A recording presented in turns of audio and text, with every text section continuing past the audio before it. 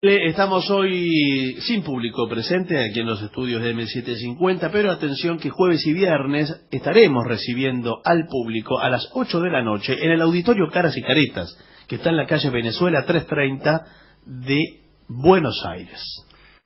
Hablaremos esta noche de una aventura amorosa de Iván Rimsky-Korsakov. No es un error, como empiezan ya a saltar algunas señoras. Sí. Todas dirán, ¿cómo Iván? Iván, claro. ¿Es Nikolai? No. Iván Rimsky-Korsakov era el abuelo de Nikolai Rimsky-Korsakov. Así que vamos a ubicarnos en Rusia allá por 1778. Catalina la Grande era la emperatriz. Tenía por entonces casi 50 años de edad. Hemos hablado acá muchísimo de Catalina. Contamos un procedimiento que tenía la emperatriz para elegir a sus amantes. Practicaba cuidadosas selecciones de sus compañías nocturnas. La zarina no estaba dispuesta a admitir en su cama a cualquiera. Muchos sí, cualquiera no. Bien. Es una distinción interesante la de Catalina. Antes de que un hombre llegara a ella, lo hacía examinar en todos sus pormenores morales, físicos, intelectuales, etc. Lo curioso es que la examinadora de esas virtudes no era la propia Catalina, sino que hacía intervenir a una dama de su confianza, incluso también a un médico, y entre la dama y el médico ponían a prueba las cualidades del posible amante de la zarina. Durante mucho tiempo ejerció esa función, no la de médico, sino la de dama, la condesa de Bruges. Ella era la responsable de aprobar o de expulsar a los candidatos. No sé si preguntarle por los métodos de... Bueno, se acostaba con ellos. Con cada uno, o sea, que requería atender. Sí, una experiencia completa. Y mucho tiempo, sí. ¿no? Estos candidatos eran provistos por Grigori Alexandrovich Potemkin, nada menos que el viejo amante de Catalina. Parece que algunos años después del inicio de las relaciones con Potemkin, Catalina empezó a observar hombres más jóvenes que él. Potemkin se preocupó porque quería seguir siendo el hombre de mayor confianza de la zarina. Entonces, para conservar su influencia y no tener que molestarse en trámites de alcoba, Potemkin se encargó de buscar él mismo para Catalina algunos niatos. Buscaba en general tipos que no pudieran durar demasiado para que el intruso no viniera a cautivar a la zarina más allá de lo que era inmediato y físico. Es decir, cuidaba su lugar. Una vez que Potemkin elegía a uno, y a Catalina más o menos le gustaba, entonces sí se lo mandaban a la condesa de Bruges para completar la operación. Por ahí alguno lo sugería la propia condesa. Decía, conocí a un señor así, si quiere se lo pruebo. Sí. Bien.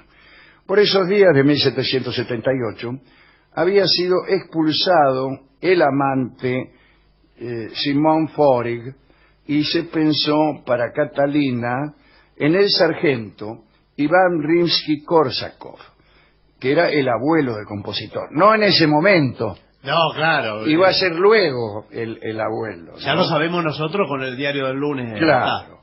El nuevo elegido por Potemkin pertenecía a una familia de nobles de Smolensk y tenía 24 años de edad. Una noche tuvo lugar el examen y Korsakov fue muy bien calificado. Dicen que quizá fue el de mayor calificación de todos los que probó la condesa de Bruges. Parece que la condesa, maravillada, le dijo a la zarina que no podía perderse semejante posibilidad amorosa. Claro, no seas tonta, le dijo. Catalina comprobó maravillada lo que se decía acerca del seleccionado. de seleccionado nacional no. No. Del elegido. Sí. Parece que, además de ser un buen amante, era un estupendo cantor. ¡Qué bueno! Entre canción y canción, te amaba el tipo. Está bien, no todo junto. No. Porque ese medio... Dice la crónica que la zarina se pasaba los días justamente entre abrazos y bellas melodías. Korsakov también estaba interesado en la literatura y Catalina, enamorada, le ordenó a un librero la tarea de formarle una biblioteca. Y se le voy a regalar una biblioteca a este muchacho que le gusta leer, etcétera. Y este librero anotó una respuesta del muchacho que después vino a pesar en su contra. Se ve que era un poco chistoso Rimsky-Korsakov, y el carpintero que estaba haciéndole la librería, o no sé si era un vendedor de libros, un carpintero o ambas cosas, no sé. Y le preguntó a Rimsky qué libro quería tener en la biblioteca. Bien lo sabéis, respondió Korsakov. Volúmenes gruesos abajo y pequeños arriba, como la emperatriz. ¿Eso lo agrega usted o lo dijo él? No, ese fue el chiste que gastó el abuelo de Rimsky y después se volvió en su contra. Los embajadores decían que Korsakov era el colmo de la fatuidad. Se explica en la crónica que seguramente la agraviante estupidez de este joven fue lo que incitó a Potemkin a llevarlo a los brazos de Catalina. Evidentemente un joven radiante pero estúpido le convenía a Potemkin para que pudiera sustituirlo en el placer inmediato, pero no en la influencia política. Un pichi. Bueno, lo nombraron ayuda de campo, se le otorgó el título de caballero del Águila Blanca Polaca. Encantado con su posición, Rimsky recibió regalos, tierras, proposiciones amorosas de otras damas del lugar, pero entre todas las otras damas que no eran Catalina, a Rimsky-Korsakov le interesaba solo una, que ya lo había correspondido. Iván no había podido olvidar a la condesa de Bruges, la que lo había probado primero. Mire. Se había enamorado y la condesa también se había enamorado de él. Bueno, cuentan que habían tenido encuentros secretos durante un año y eran tan frecuentes, tan voluptuosos y tan encendidos estos encuentros, señor, que la condesa de Bruges empezó a mostrarse reticente a recibir a los otros candidatos que le mandaban Potemkin. Claro, la agarraba cansada. Claro, dice, no ya por fidelidad a Korsakov, sino por estar exhausta. Sí. Ahora se ve que la condesa lo seleccionó para tenerlo cerca, más y que... posiblemente, sí. Pero la voluptuosidad de estos encuentros entre Rimsky y la condesa los volvió poco cautos. Sí, suele pasar. Sin embargo, lo que delató a los amantes no fueron los sonidos del comercio amoroso, sino una canción. Y no sabemos cuál, lamentablemente. ¿No lo dice? No lo dice. Parece que Rimsky le estaba cantando a la condesa. Catalina los oyó, se metió en la pieza y lo sorprendió. Claro. La condesa de Bruges no pudo invocar las necesidades del servicio de la emperatriz porque al tipo ya lo tenía bien probado.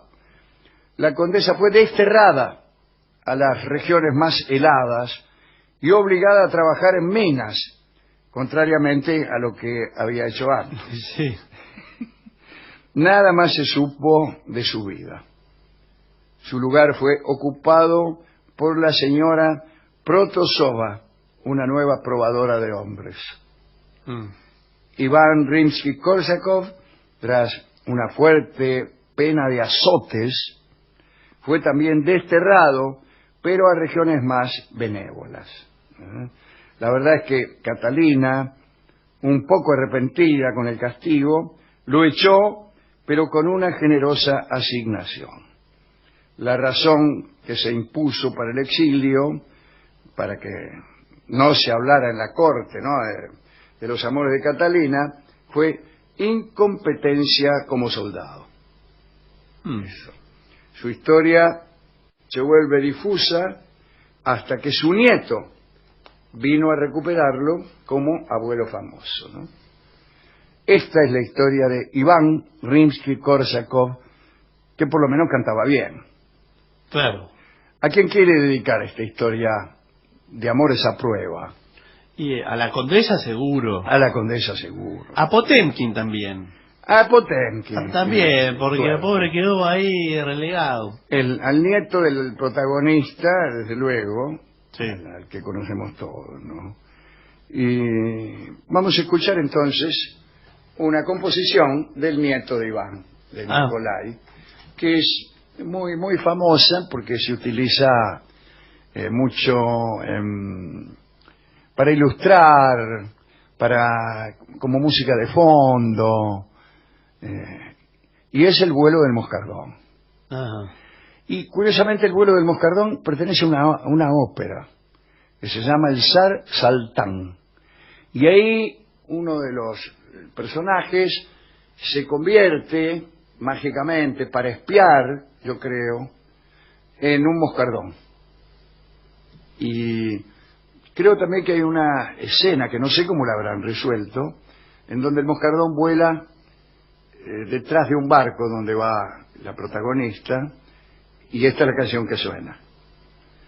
No sé quién habrá hecho el papel de moscardón. Claro, porque hoy se resolvería de otra manera en la ópera contemporánea, pero en aquel momento no sé. No sé, pero bueno, se diría, todos mirarían a un lugar X, a un invisible moscardón. Claro, ¿no? Así que, desde una baranda de un barco y algo así. Bueno, señores, vamos a escuchar entonces El vuelo del moscardón. Adelante.